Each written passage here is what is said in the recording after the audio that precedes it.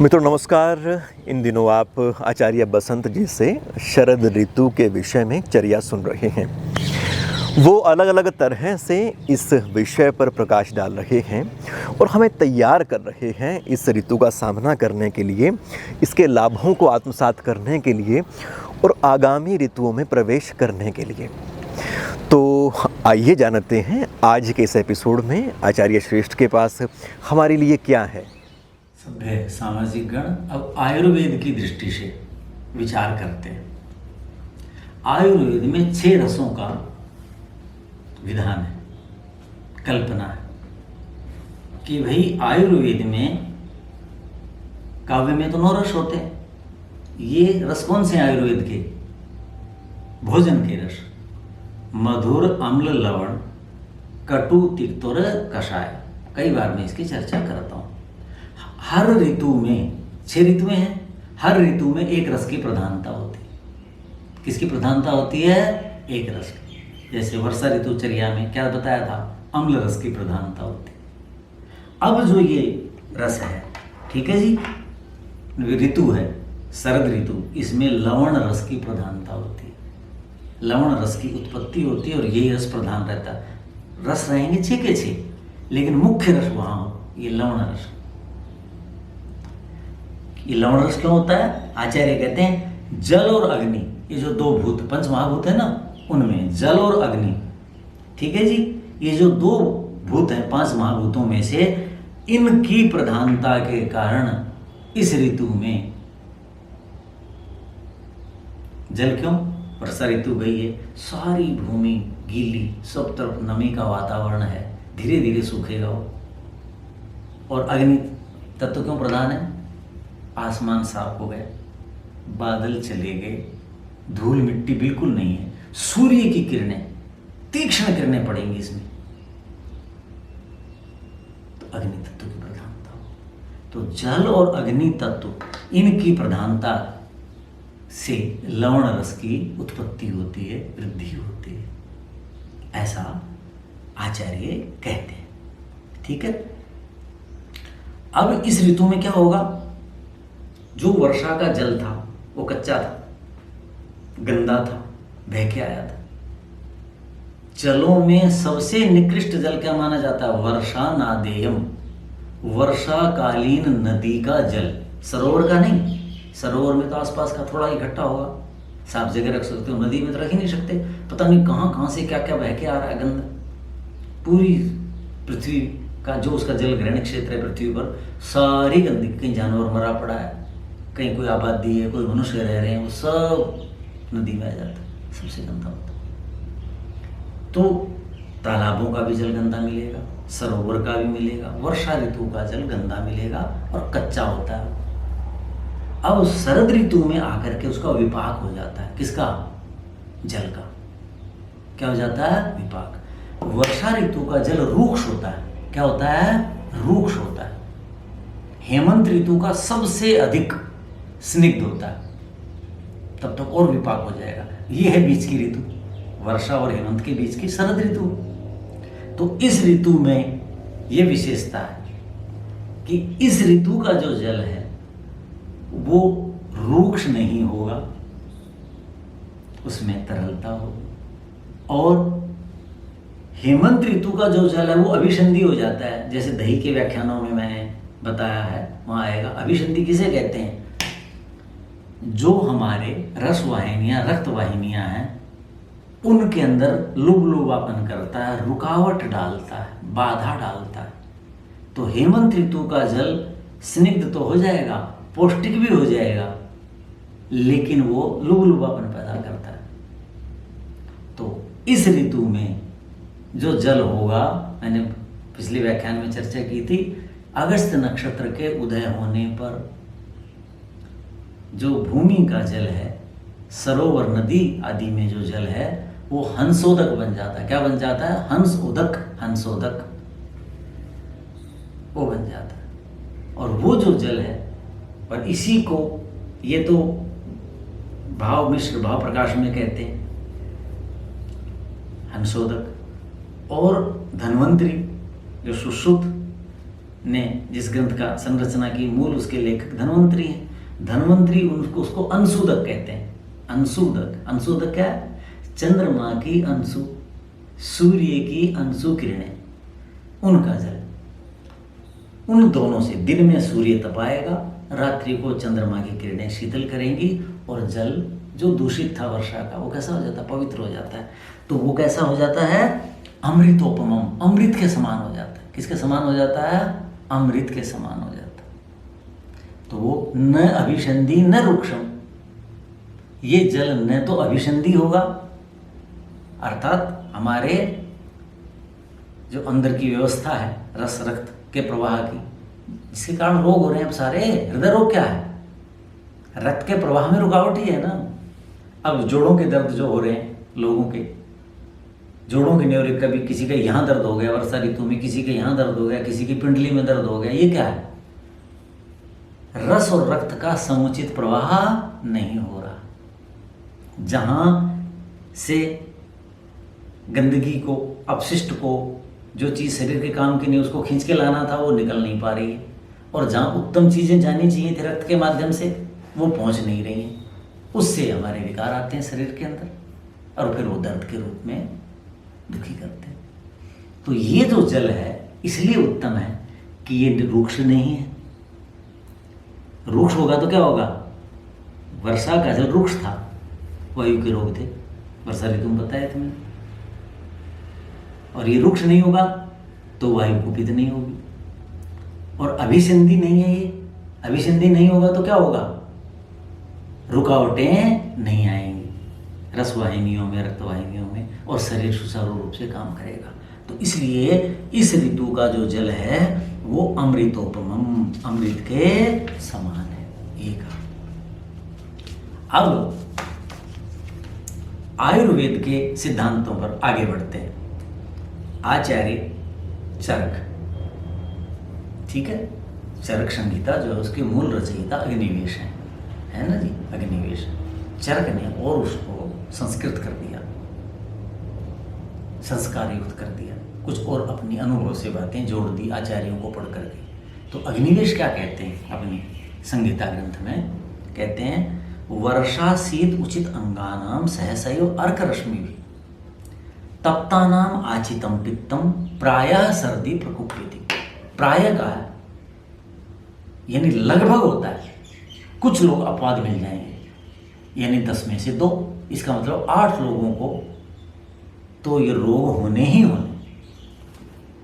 आप देखोगे घरों में ऐसी बाढ़ आ जाए बीमारियों के, वो बीमार है, वो बीमार है, सारे बीमार हैं, हॉस्पिटलों में बुरा हाल है। क्यों होता है? ये कारण है, पित्तम प्रकुपिति, पित्त कुपित होता है।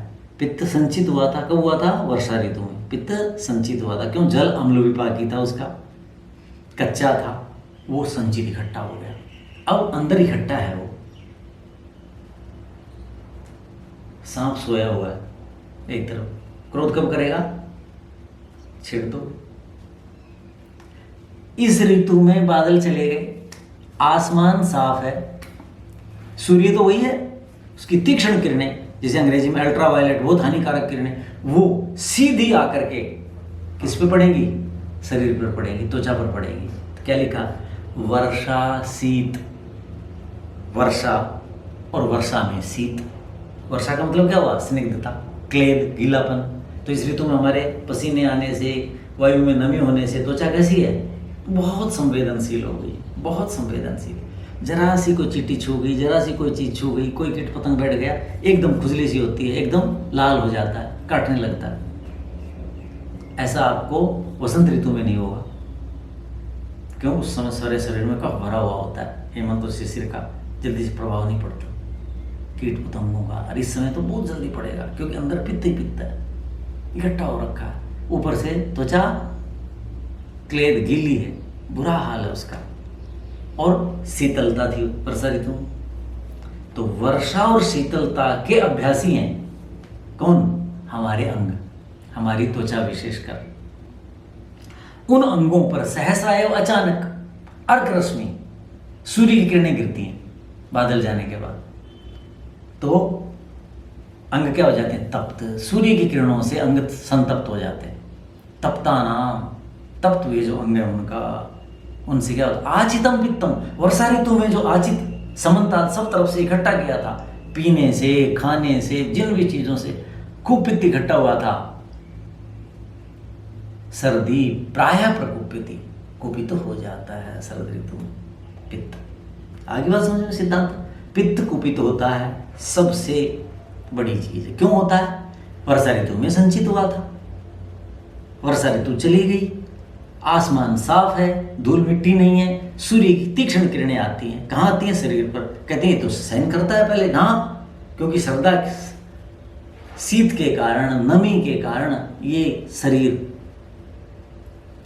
उसके अभ्यासी नहीं है। पहले तो सूरज की किरणें आती नहीं थी, वर्षा में बादल थे, फिर उसके बाद ये शीतलता में रहने के अभ्यासी हो गए। एकदम से सूर्य आया, मैंने बताया था जल और अग्नि के संयोग से लवण रस की उत्पत्ति होती है। एकदम ऐसा हो जाएगा, पित्त कुपित हो जाएगा। तो आगे से बताएंगे कि धूप से बचो। ठीक हो गया? आगे क्या कहा? तो कैसे फिर बचा जाए इस रोगों से? ये जो शरद ऋतु हिंसा करेगी, हमारे साथ हिंसा करेगी, प्रहार करेगी हम पर, तो इसका प्रहार अस्त्र पता चल गया। किस अस्त्र से? पित्त से। वात, पित्त और कफ 3 धातुएं हैं, हमारे शरीर को धारण करती हैं। वही शस्त्र अब हमारे लिए घातक बन गए। शरीर की जितनी आवश्यकता उससे ज्यादा इकट्ठा हो गया ना, और उसको सोए हुए सांप की तरह उस पर क्या मार दिया? छेड़ दिया उसको। किसने? सूर्य की किरणों ने। तो वो पित्त उसको छेड़ नहीं पाए। कौन? सूर्य की किरणें। नहीं तो कुपित हो जाएगा। आपका धातु है, आपके शरीर को धारण करती है, लेकिन यही जब क्रोधित हो गई तो क्या करेगी?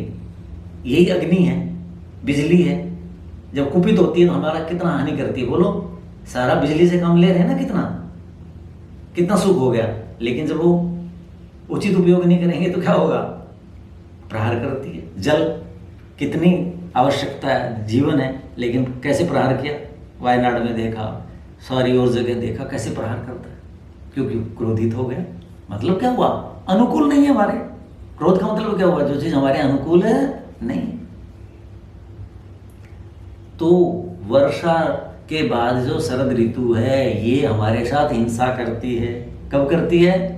जब इसको हथियार मिल जाता है। हथियार क्या है? पित्त है। पित्त तो अच्छी चीज है ना, ये कुपित हो जाएगा, इसको कुपित मत होने दो, इस हथियार से प्रहार करेगी।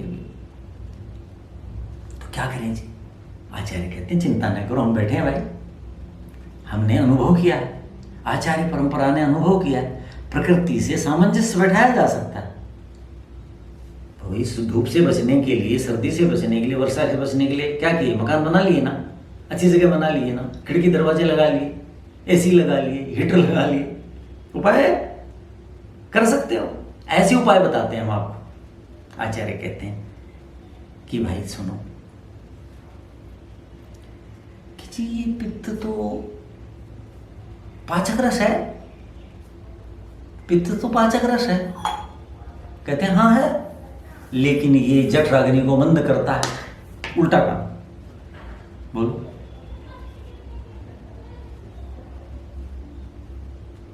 शीतलता सुख देती है ना। और जो हिमालय में आप देखो क्या कहते हैं बर्फ को, अंग्रेजी में फ्रोस्टबाइट या क्या ऐसा कोई रोग हो जाता है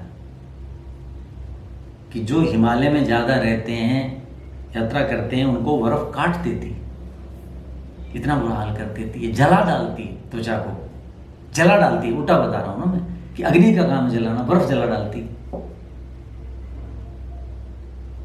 क्यों? क्योंकि जितने के अभ्यासी त्वचा है उससे अधिक शीतलता मिल गई, वो कोशिकाओं को जला देगी। जला मतलब खत्म कर देगी। ऐसे ही है, पित्त पाचक रस है, हमारे शरीर के लिए उपयोगी है, लेकिन जब ये ज्यादा हो जाएगा तो ये पाचन को क्या कर देता? मंद कर देता है। ये बात कहते हैं। तो सबसे पहला काम पित्त का क्या है? आपकी जठराग्नि को मंद कर देता है। और जठराग्नि मंद होगी तो क्या होगा? आप देखोगे इस ऋतु में उल्टी दस्त क्यों आते हैं लोगों के? उल्टी दस्त का मतलब क्या हुआ? कि पाचन ठीक नहीं है। उल्टी का मतलब अमाशय में पाचन ठीक नहीं हो रहा, दस्त का मतलब पक्वाशय में पाचन ठीक नहीं हो रहा, और शरीर कहता है मेरे काम करें, फेंक दो जो फालतू है। इसका नाम उल्टी दस्त है। और खूब होते हैं इस ऋतु में, देखना कितना बुरा हाल होगा इसके कारण। तो कहते हैं पित्त जो है वो कैसे प्रहार करता है। सबसे पहले देखो, आदमी, वृद्ध लोग और लोग क्यों जल्दी गुजर जाते हैं? जिनकी पाचन शक्ति मंद है। निर्माण तो कुछ हो ही नहीं रहा, क्यों नहीं हो रहा? पाचन शक्ति नहीं। तो इस ऋतु में हम क्षीण हो जाते हैं, बहुत कमजोर हो जाते हैं, और जब रोग हमें दबा लेता है, बुखार आदि, विशेषकर बुखार आदि ज्यादा होते हैं। क्यों? क्योंकि पित्त जठराग्नि को क्या कर देता है? बुझा देता है। कैसे बुझाता है? ये देखो, कटु अजीर्ण विदाही अम्ल क्षाराद्य पित्तम उल्बणम। कटुक मिर्च, कटुक समझते हो? कटुक रस का नाम, मिर्च का जो स्वाद है वो कटुक रस कहलाता है। अजीर्ण, बार बार खा लिया, गरिष्ठ चीजें खा ली, तली हुई चीजें खा ली जो हमें पचती नहीं। इस ऋतु में बादाम खा ली, क्या कहते हैं आपके, अखरोट खा ली, काजू खा ली, तो बीमार हो गए। तेल ज्यादा, तेल की तली हुई चीजें खा ली, अजीर्ण, वो पचती नहीं है। विदाही, विदाही कौन सी चीजें? जैसे गोलगप्पा, टिक्की, चलो ये जो दाह पैदा करती हैं, जिनको खाने से खूब प्यास लगती है, डकारें, एसिडिटी, ये वो होती है। विदाही में दाह पैदा करती हैं, तलवे जलने लगते हैं, सिर भन्नाने लगता है, ऐसी चीजें खाने में तो अच्छी लगती है, खाते हैं लोग, तो पता नहीं परिणाम क्या होगा वो। और अम्ल, खटाई, जैसे इमली खाना, जैसे कि दही है खट्टा हो गया, लस्सी है खट्टा हो गया, ये चीजें। क्षार, ठीक है, इनसे पित्तम उल्वणम, इन चीजों से पित्त क्या हो जाता है? उल्वण। उल्वण क्या होता है? ऐसे उफन के जाना। जैसे इस ऋतु में आप दही रख दीजिए, आज का दही कल तक या आज का शाम तक रख दो, उसके अंदर बुलबुले निकलने लग जाते हैं। या पानी बाहर सड़ रहा है वर्षा का, और वो कैसा हो जाएगा? गंदी चीजें डल करके सड़ने लग जाता है, बुलबुले निकलने लग जाते हैं। उल्वण का मतलब समझ गए? जो ऐसे जाए। तो पित्त जो है वो ऐसा हो जाता है। फिर क्या होता है? आप्लावयत अनलम, वो जो हमारी अग्नि है, जठराग्नि है, पेट की अग्नि, पाचक अग्नि, उसको आप्लावयत। जैसे पानी सब जगह घूम जाता है ना बाढ़ का, ऐसे ही ऐसा उल्वण जो पित्त है, ऐसे ऐसी चीजें खाने से, ऐसी जीवन शैली से वो उल्वण हो जाता है। जैसे सोडा वाटर की बोतलें होती थी पहले, लोग उसमें क्या करते थे? खोल करके नमक डालते थे, वो यूं उबल करके जाता था, बाहर निकलता था। तो ऐसे ये पित्त सारे जो पाचक रस हैं, अनलम का मतलब क्या हुआ? जठराग्नि, पाचक रस, उन पाचक रसों को क्या करता है? आप्लावित, सबको ढक देता है। जैसे वर्षा का जल, बाढ़ का पानी, सब उन पे छा गया है। उससे क्या होता है? फिर अनलम हंति, जठराग्नि को मार देता है। कैसे? तप्तम जलम युग, अनलम, आग है, आग है, और पानी गर्म है, उसके अंदर भी अग्नि है, गर्मी है, लेकिन गर्म पानी आग को शांत कर देता है कि नहीं कर देता? कोई कहे जी ये तो गर्म है, गर्मी है, वो भी तो आग ही है। कहते हैं जैसे गर्म पानी को अग्नि पर डालो तो वो अग्नि को बुझा देता है, ऐसे ही पाचक का गुण है किसमें? पित्त में। लेकिन जब वो उल्वण हो जाता है इन चीजों के खाने से, ऐसी जीवन शैली से, तो वो सारे पाचक रसों को क्या कर देता है? आप्लावित, बाढ़ की तरह से दबा लेता, और उससे फिर रोग पैदा होते हैं। तो ये मोटा सा सिद्धांत आयुर्वेद का पहले मैंने बताया। अब शेष चर्चा हम और अगले व्याख्यान में करेंगे।